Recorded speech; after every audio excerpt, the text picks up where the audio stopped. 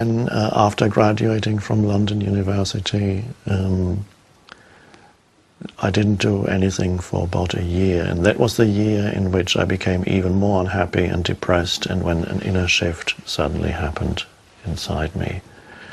It was in my 29th year. I woke up in the middle of the night, and this was not uncommon for me, waking up in the middle of the night and feeling intensely depressed and in a state of great fear at the same time. And that happened again that night, and the thought occurred to me, I can't live with myself any longer. And that thought repeated itself in my mind. I can't live with myself. And then suddenly I looked at the thought. I kind of stood back from that thought and looked at it and said, that's a strange thought.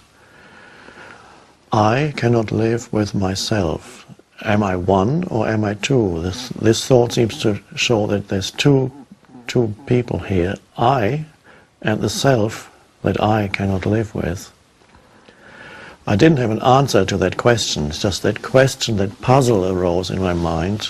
Much later, it reminded me of a koans that they have in Zen, that are puzzles that are designed to stop the mind. For example, what is the sound of one hand clapping is a famous koan. And it doesn't have an answer on an intellectual level, and so the question that arose in my mind also didn't have an answer on an intellectual level. Who am I, and who is myself that I cannot live with? But that question triggered an inner shift. Something inside me, and I didn't understand it at that point, must have disidentified from the self, the unhappy me, as I later called it. So a kind of an inner disidentification happened. The I am, which I later recognized as the consciousness that I am, separated itself from the conditioned entity, the conditioned consciousness that provided me with my sense of identity, the self. And that consisted largely of an unhappy story. So then I felt I was like being drawn into some kind of vortex of energy, as if I were disappearing in that. And there was still a moment of resistance.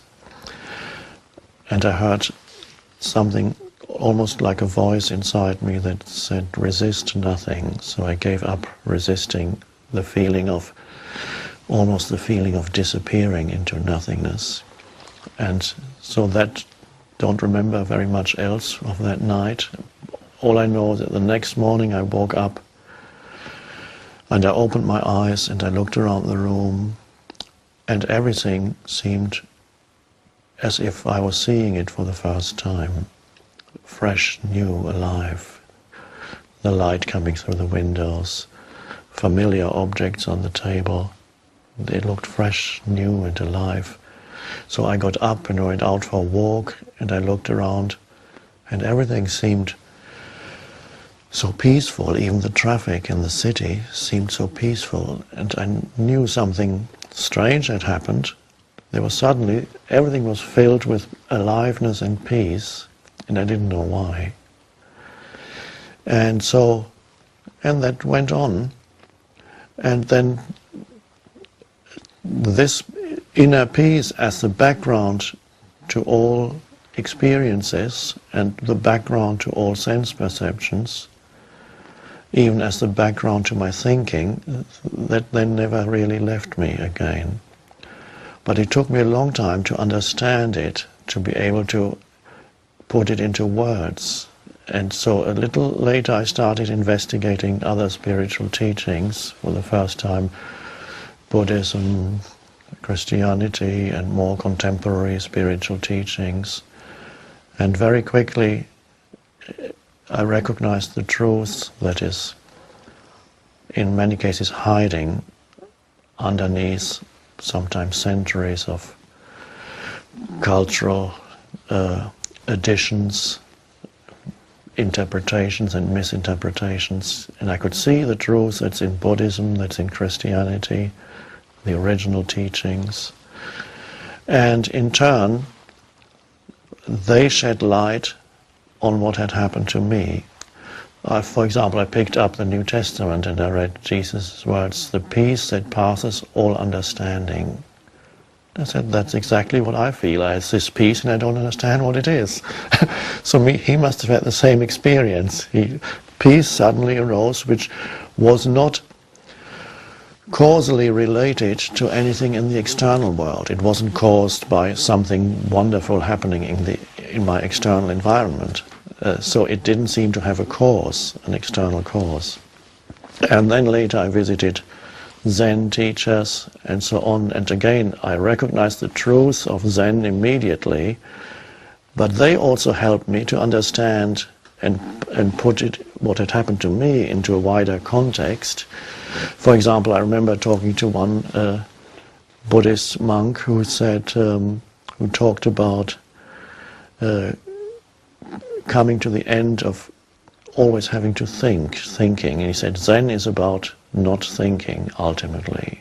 And I immediately realized something that I actually, strangely, I hadn't realized before, that my thought processes, ever since that happened that night, had become reduced by maybe 80%. So I wasn't actually thinking that much anymore. And that's why there was so much peace. So I realized the continuous mental noise, as I now call it, which is the compulsive and largely useless thinking that most people are continuously engaged in, that had come to an end.